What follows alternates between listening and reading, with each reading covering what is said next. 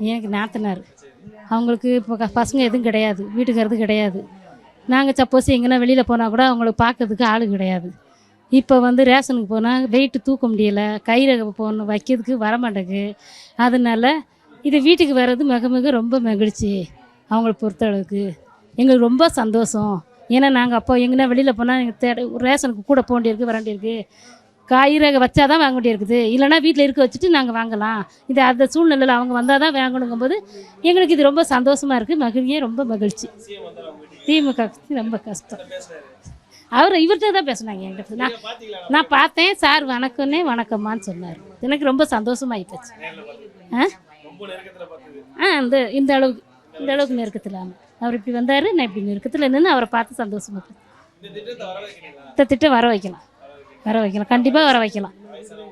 வயசானவங்களுக்கு ரொம்ப கஷ்டப்படுறவங்களுக்கு இதெல்லாம் ரொம்ப செய்கிறது ரொம்ப ரொம்ப ரொம்ப மகிழ்ச்சி, சந்தோஷம். இது இந்த மாதிரி செய்கிறது ரொம்ப சலுகை.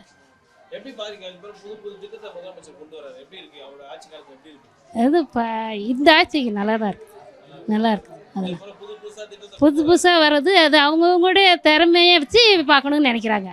ஆமாம், அது பண்ணுறது இது திறமை ரொம்ப நல்லா இருக்குது, நல்லா இருக்குது. ரொம்ப இதே கடைசி வரைக்கும் நல்லா நீடிக்கணும்.